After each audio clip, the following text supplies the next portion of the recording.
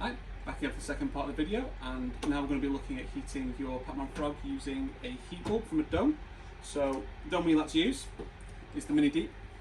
So what we like to do is like to place this in one of the corners to provide a hot spot, and that way you can get your ambient temperature across the tank and you get a nice thermal gradient as well, so it gives your animal a chance to choose the temperature and thermoregulate its own body. So this one's in the corner here, pop it open, and the same as the heat mat.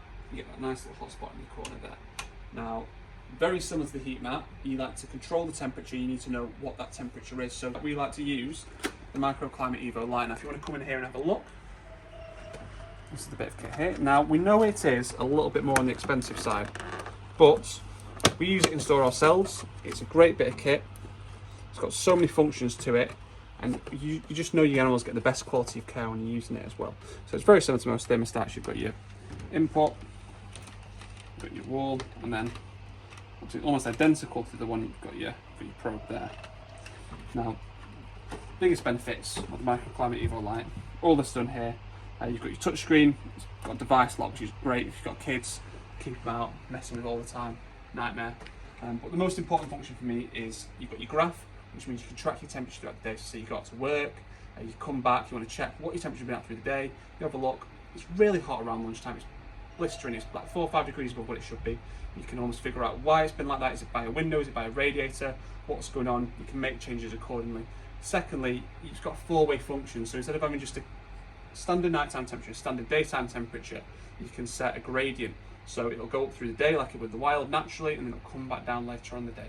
So it gives you a more natural source of heat, which is better for your animal really. We use the same multifunction store ourselves on all of our animals. So I'll put that down there. Now in terms of probe placement, virtually identical to the heat mat, so I'll just use the one that's already in there now so you can have a look. Obviously this isn't the probe from this, it's one from the heat mat earlier, so if you come in here and have a look, what we want to do is we want to place it similar as before, just up there, and that way you get a nice hot spot there. And as discussed earlier as well, I would always use either the thermometer or a combometer just to play off, so you've got that fail safe there, so you know what your temperature is going to be. You feel comfortable with it, and it's always important to vigilate yourself and check it, because you can fall complacent and just leave it be, but just make sure you keep checking your temperatures. So that's for if you're just using standard setup. If you've got a bioactive setup, then heating alone isn't going to be enough for you. You're going to need a lighting system as well. So this is the mini combo dome, and that'll offer you a heat bulb and a light source as well. So if you've got a bioactive, you're going to have your plants in there, you're going to have your springtails, you're going to have your woodlice, isopods. Sorry about that. Okay, all sorts of different things in there, and it's just going to bring that light in there. It's going to allow your plants to flourish. It's going to keep the fauna really active. You need it in there. You need that light source as well. So this one offers you that as well. Not only that, some people might say, well, why don't I put nighttime bulb, daytime bulb in there as well? That's another option if you've not got bioactive. But if you're bioactive, you need that light source as well. So if you're using your bioactive setup alongside that, as another option, you can use the heat mat that we discussed earlier and the thermostat, and that will allow you to have a nighttime heat source. So you can, in the day you might want a bright white bulb beaming down, producing lots of heat. The same for the light, producing lots of light. And you don't want those at night, because you need your animals to have that day and night cycle for you to sleep and rest. But you need to keep your temperature up as well. So that heat mat is going to allow you to keep your temperature up in the evening.